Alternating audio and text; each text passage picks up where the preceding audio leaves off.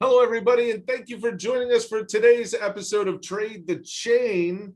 We got Ryan and Monty taking the day off. Lots of heart, maybe they hurt their fingers trading. I don't know. But it is April Fool's Day. No jokes coming from us today. Or we wouldn't tell you if we did anyway, actually. It's April Fool's Day. But, you know, folks, the market has been doing what it's supposed to do. We're actually going to cover a coin today, Filecoin, ticker FIL. As we were prepping for the show, it actually started to dump a bit. But other than that, it's up over 500% for the trailing 30 days. So it's worth some coverage. And for people not familiar with it, we'll kind of just quickly explain what it does after we go through the TA on the charts with it. If you like what we do and everything is satisfying on your end, please, if you're not a subscriber, hit the subscribe button and Hulk the like. As a YouTuber say, I can't say that anymore. That's just bad. If you could kindly softly press the like button, don't break it for others. Other than that, CJ, take it away. You're filling in for Ryan today. Yes, just a reminder that nothing said during the course of the show should be considered financial advice. This is strictly for educational and entertainment purposes only. And Trade the Chain is brought to you by Trade the Chain, an AI sentiment-driven dashboard with indicators and actual alerts to help you beat the markets. You guys got members in all time zones around the world now. And if we look over at the sentiment dashboard, you guys continue to make new additions and upgrades, really cool stuff here on the dashboard. We can see pretty similar to yesterday in the sense that we're still very long-term bullish and somewhat neutral on the hourly and daily. Moving over to marketrebellion.com/crypto. This is Monty and myself and our community at Market Rebellion. And with us, you get exclusive trade ideas on a weekly basis, our macro portfolio allocations, a pro charting platform, a trading education curriculum, and an elite community of traders all throughout the world, and much more. If you're serious about trading crypto, this is the service that gives you everything you need all in one place. You can start your first month trial for just $1 at marketrebellion.com/crypto, just $1. You can try it out and come hang out with us in the chat. But Alex, any words to start us off here, sir? I do. If anybody wants to come and see us, meet us, talk crypto with us, you can catch us at 2 confirmed places this coming year. One is going to be the Bitcoin 2021 conference in Miami. That is June 4th and 5th. It'll be our first live event that we're attending since going into COVID lockdown. And then also, you can visit us at Market Rebellion's own conference in the great city of Las Vegas. They're holding their big conference, the Market Rebellion Trading Conference. That'll be at the Aria Hotel, and that is October 1st and 2nd. The beauty about these 2 conferences we're going to, they're both being held on a Friday and Saturday, which are always fun days for a conference because you get to hang out a little, experience the vibe. But definitely hit it up. Go to marketrebellion.com, check out their conference. A link to Miami Bitcoin 2021 will be down in the description. Thank you, CJ.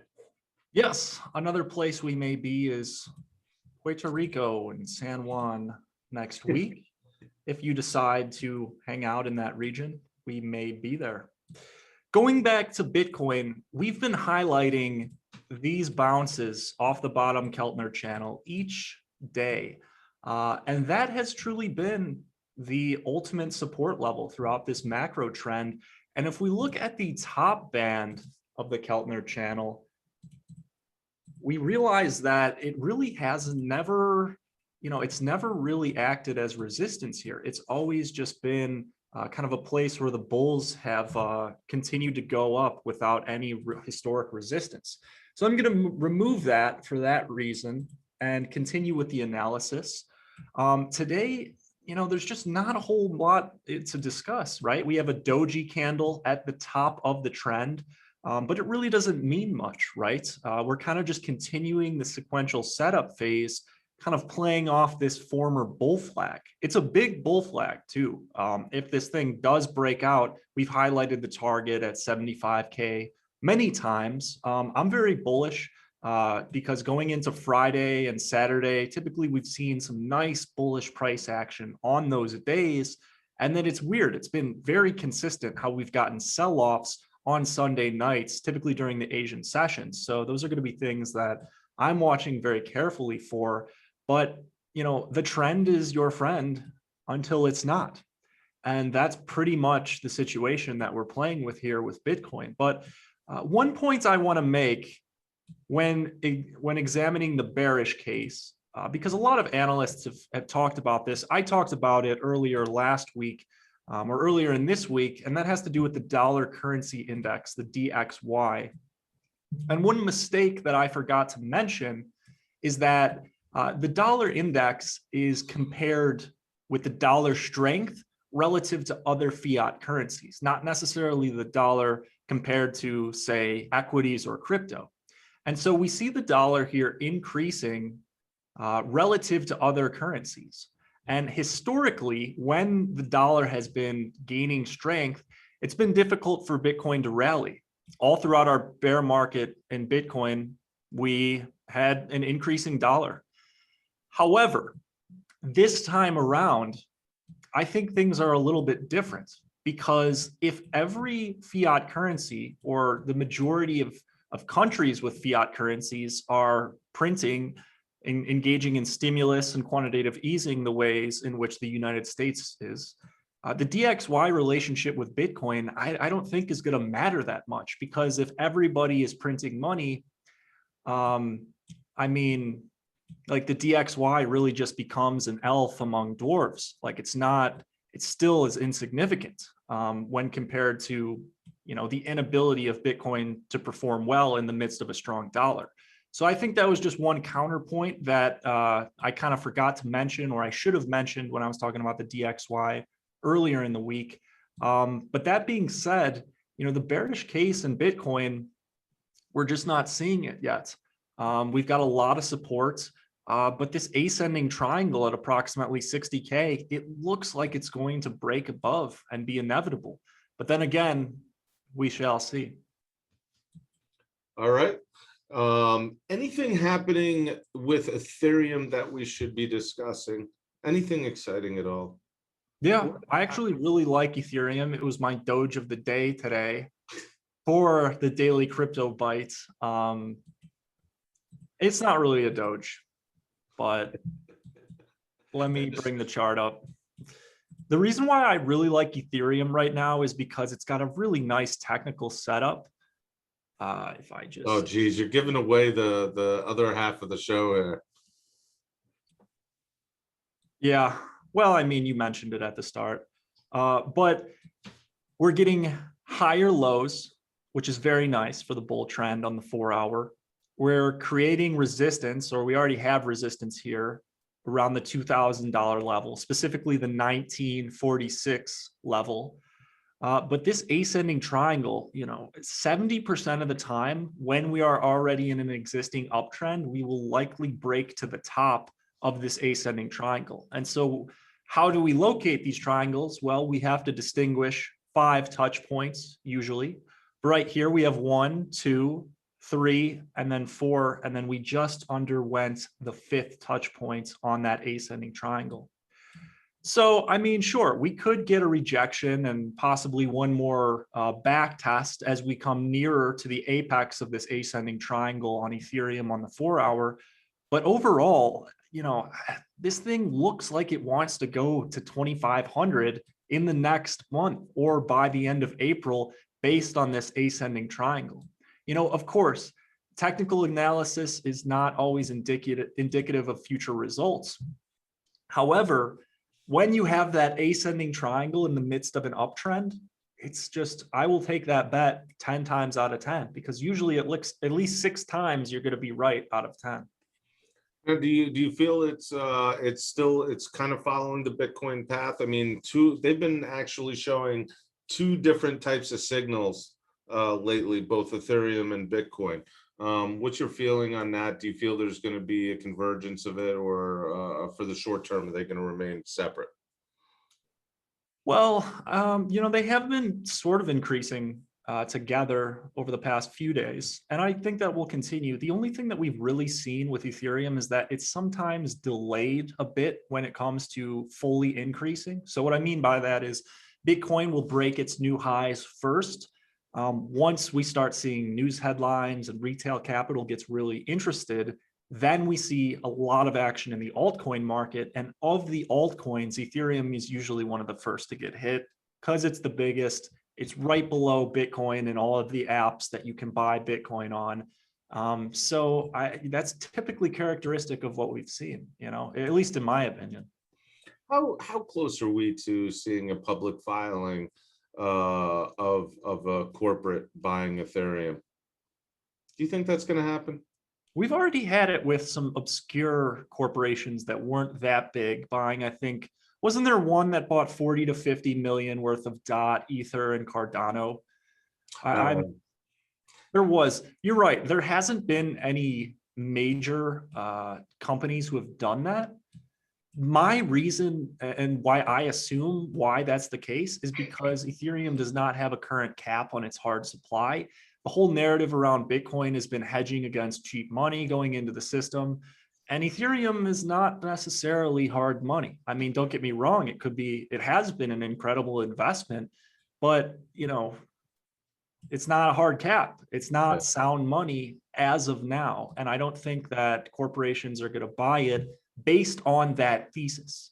If they truly believe in the development of the Web 3.0, then they may buy Ethereum, but that remains to be seen. And until we see that, I don't have conviction that corporations will buy Ethereum in the manner in which they bought Bitcoin.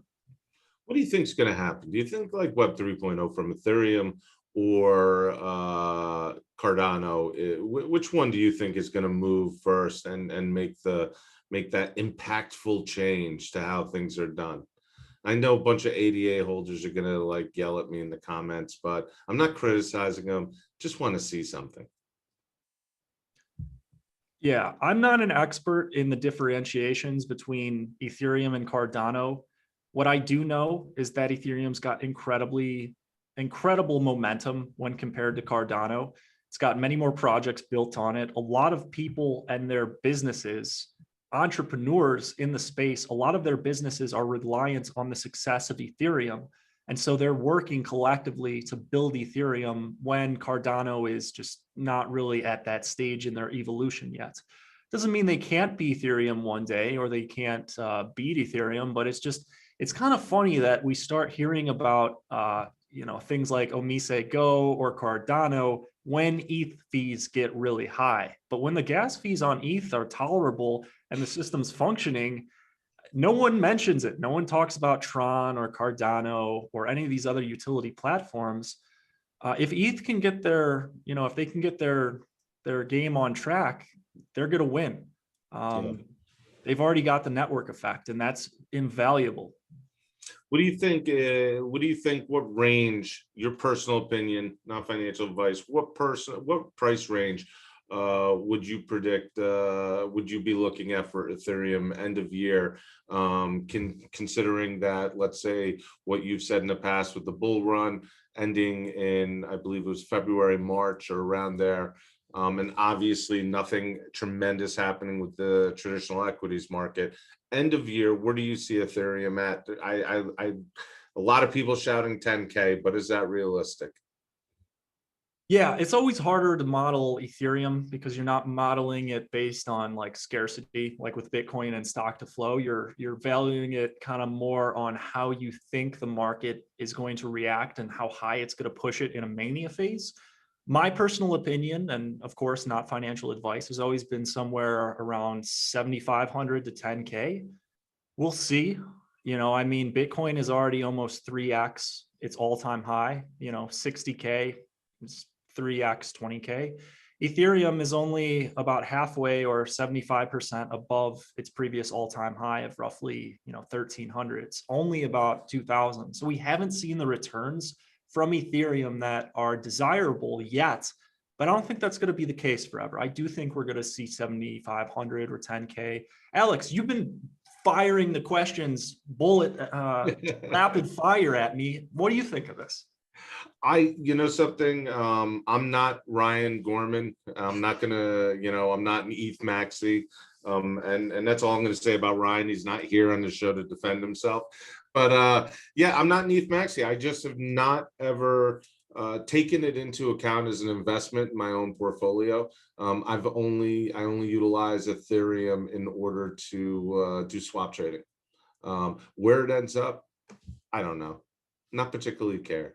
And yeah, I don't care either. Like I really don't. I just care about the pricing and whether or not we can make money off the interim moves. Like there were many Bitcoin maximalists who missed out and missed millions of dollars on the Ethereum ICO just because they didn't believe in its, philosophy or ideology.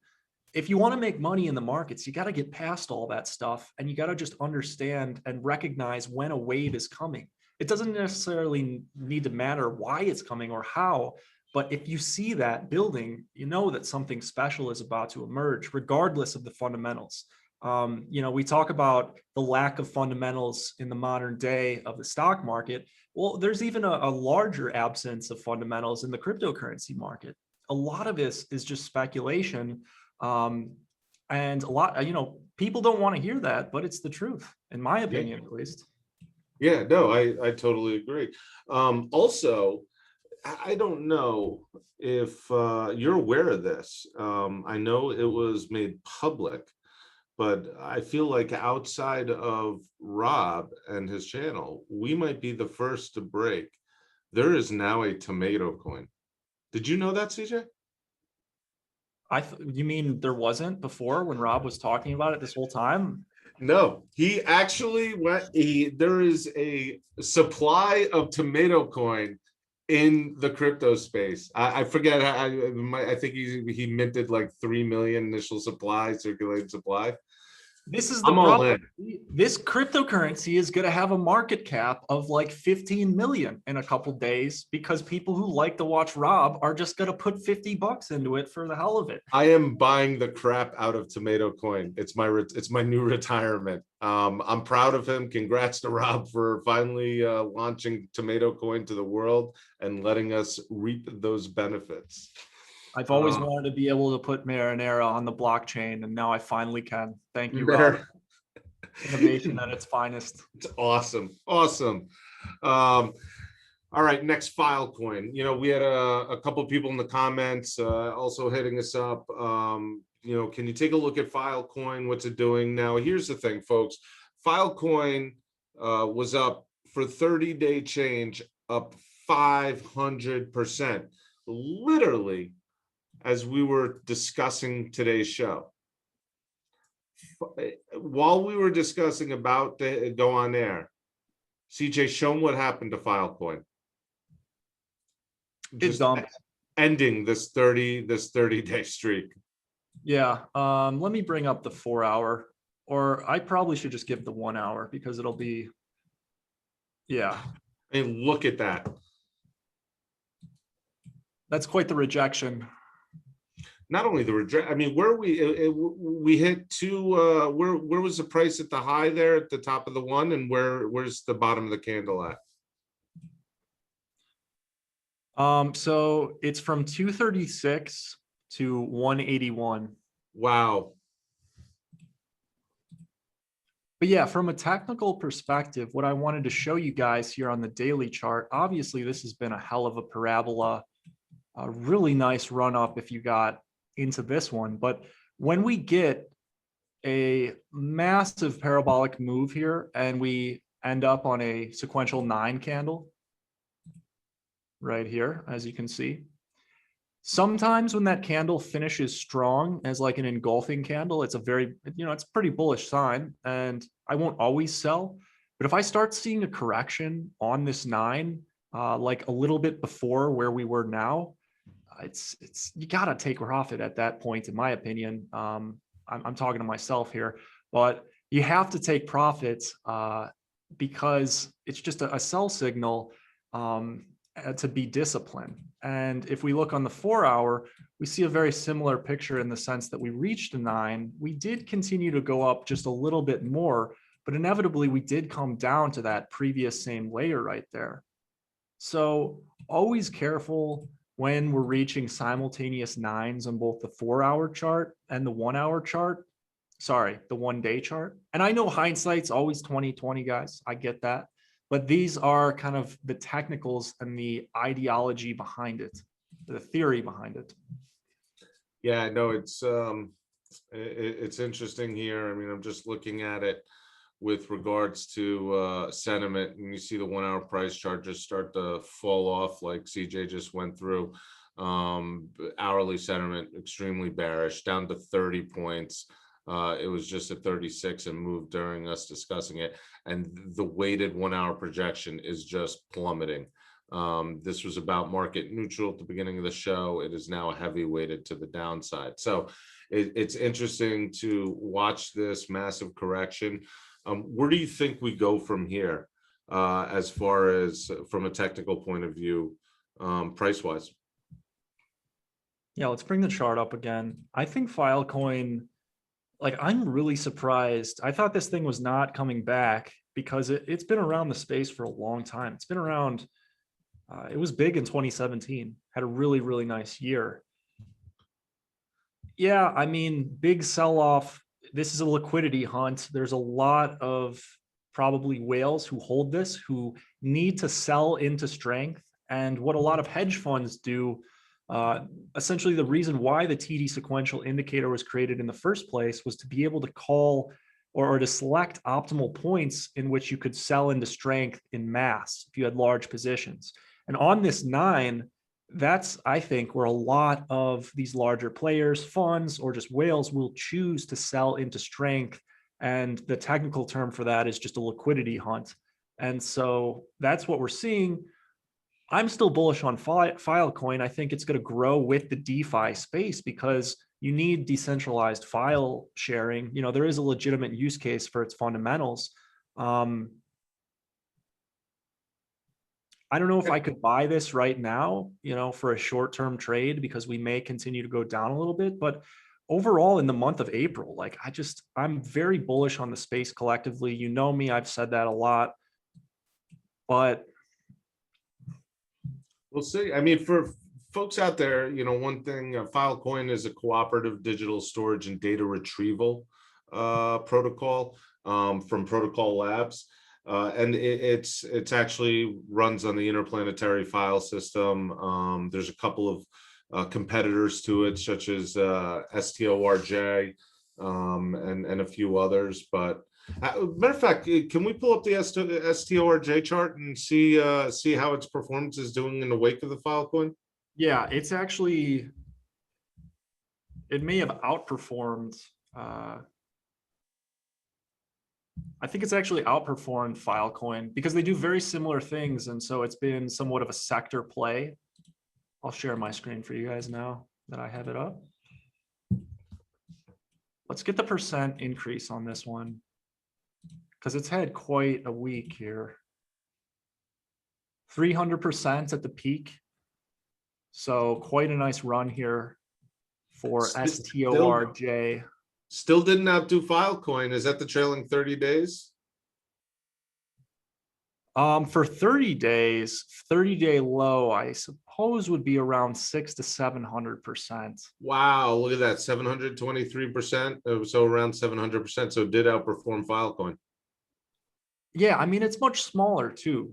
I think there's something to be said for that. But you can't yet get this one on Voyager. One of the places I think you can get it is Gemini. That's where one of our coworkers was buying it. But I was not in on this one, but it still looks very bullish. The fact that we're actually having the momentum to close above the previous candle body close. Let's see what we got on shorter time frames. I'm interested. So kind of a double top there on the 4-hour. So maybe we won't come back.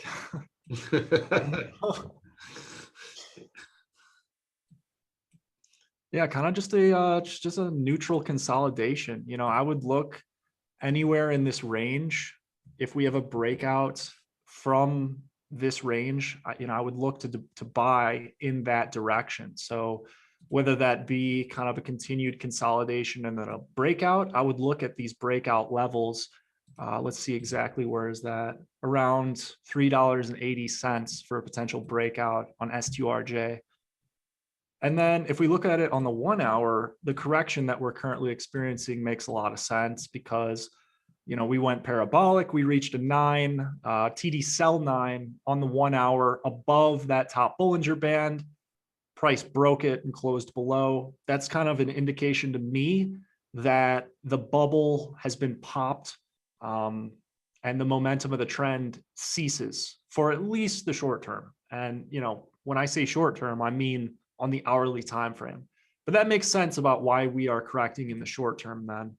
But overall, looking at that 380 level as a potential breakout to entry.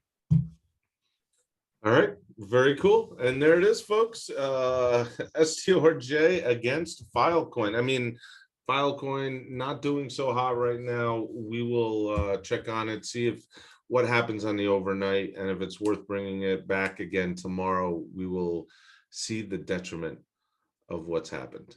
Other than that, folks, thank you guys so much for joining us. Don't forget, if you haven't subscribed and you're watching this, please subscribe.